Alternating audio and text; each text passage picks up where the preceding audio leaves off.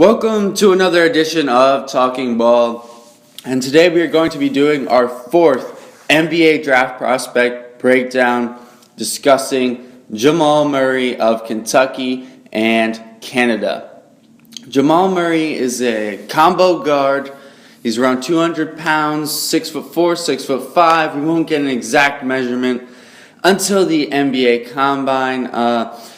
This guy is a guard for Kentucky. He's on a team with two other guards, and Isaiah Briscoe and Tyler Ulis, obviously. So he's the secondary playmaker there. Makes it a little tough to evaluate his point guard abilities, as he's not the guy who has the ball in his hands all the time. That'd be Ulis, but he is a secondary playmaker, so you do get to see some of his passing abilities in that sense. Now, some statistics for Murray. He averages 20 points per game, 5 rebounds, 2 assists, a little over a steal, and around 2.5 turnovers. Again, that turnover number is a little high for me as a secondary playmaker. Jumps out off the page. I'm glad he gets a little over a steal, because steals are a big factor in determining NBA success, believe it or not. A lot of players who struggle with that in college don't have success in the NBA. The 20 points per game, though, and the 5 rebounds are really solid numbers, especially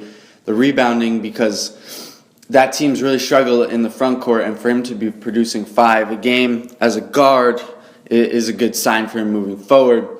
And again, it's a determinant of his athleticism and his willingness to go into the paint.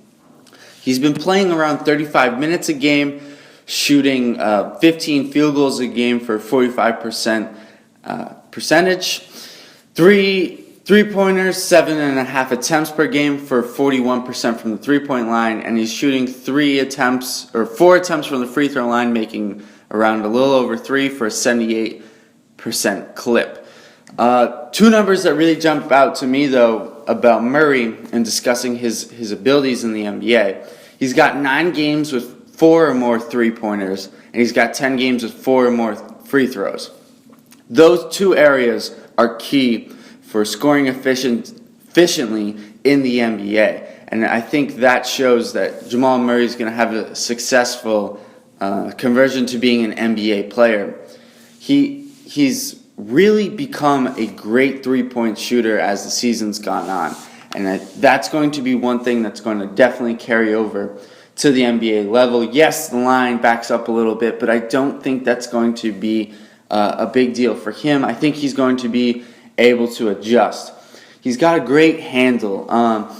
Yes, he's not the point guard, but you can tell whenever he has the ball, he's got a nice handle on the ball. He's never too rushed. He knows what he wants to do, and he's got a great feel for the game of basketball, and he's got a high basketball IQ. I mean, you watch the guy, and he knows how plays are developing, especially on the offensive end. I think defensively it will develop over time, but he's got good size, and especially if he ends up being a point guard. Now, that's going to be the key for him, and I think whatever team drafts him is going to attempt to use him as a point guard. He has too much value in that position for them not to at least try. I mean, the Timberwolves are trying with Zach LaVine to convert him to point guard. I think now that they've gotten rid of Kevin Martin, they're going to shift him back to shooting guard. But still, teams are always going to try to get the most value out of their player. So I think his initial NBA position will be that of point guard. And I think it's important that he's shown an ability to be a passer. Now, some teams where I think he'd be good fits in the lottery as it stands right now, I think the best fit for him, honestly, would be the Philadelphia 76ers. They need a point guard, and they have big men who can take over the load down low, handle that aspect of the game, make up for any defensive mistakes he makes. Nerlens Noel, you never know. Joel Embiid could be back, and Jahlil Okafor will provide a nice post presence for them offensively. 2 other teams who I could see being very good fits for him would be the Milwaukee Bucks. I think, yes, they have Carter Williams, but if anyone thinks he's the long-term answer, I'd really like to have a discussion and figure out why.